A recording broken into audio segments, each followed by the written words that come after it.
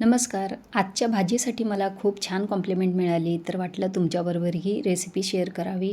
तर अगदी झटपट तयार होणारी ही भाजी आपण लगेच बनवूया. तर त्याच्यासाठी प्रत्येकी 1 चमचा मोहरी, जिरं, 2 चमचे धणं, 10-12 काळे मिरे, 2-3 सुक्या लाल मिरच्या, 10-12 लसूण पाकळ्या, अर्धा इंच आलं आणि 1 कढीपत्त्याची काडी घ्यायची, म्हणजे 10-12 पानं घ्यायची आहे आणि हलकंसं हे भाजून घ्यायचं आणि वाटून घ्यायचं आहे. तुम्ही बघू शकता असं थोडंसं जाडसर वाटून झालं की त्याच्यानंतर मुठभर भाजलेले शेंगदाणे घालायचे आणि परत एकदा फिरवून घ्यायचं आहे. आता इथे कोवळे आणि छोटे वांगे घेतले आहे, काटे काढून टाकायचे आणि देठाचा भाग थोडा कट करून नंतर असे छोटे छोटे तुकडे करून घ्यायचे. नंतर एका बाउलमध्ये पाणी घेऊन मीठ घालायचं आणि त्याच्यामध्ये कट केलेले वांगे टाकून ठेवायचे.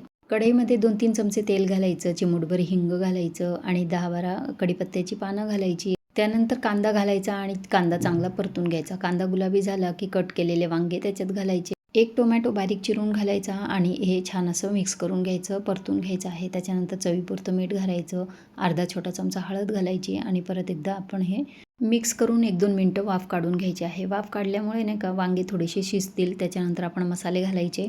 त्यात अर्धा चमचा किचन किंग मसाला आणि अर्धा चमचा चिकन मसाला घातला आहे आणि जे वाटण आपण तयार केलं ते घालायचं आणि व्यवस्थित मिक्स करून घ्यायचं. आता शिजण्यापुरतं थोडंसं पाणी घालायचं आणि झाकण ठेवून 2-4 मिनटं भाजी शिजवून घ्यायची. शिजवून घेतलेली भाजी छान मऊसूत झाली की त्याच्यानंतर अशी पळीने किंवा चमच्याने अशी घोटून घ्यायची आहे. त्यानंतर शेवटी त्याच्यामध्ये 2 चमचे आपण इथे चिंचेचा कोळ घातला आहे, जो फक्त चिंच भिजवून ठेवले आणि ते छान असे पाण्यात कुस्करून घेतले आहे आणि ते पाणी त्याच्यामध्ये घातलं आहे. शेवटी भाजीमध्ये थोडीशी कोथिंबीर घालायची आणि चमचमीत आपली आचारी बैंगन मसाला तयार आहे. तर तुम्हाला ही आजची रेसिपी आवडली असेल तर महालाज किचनला लाईक, शेअर आणि सबस्क्राईब करायला विसरू नका.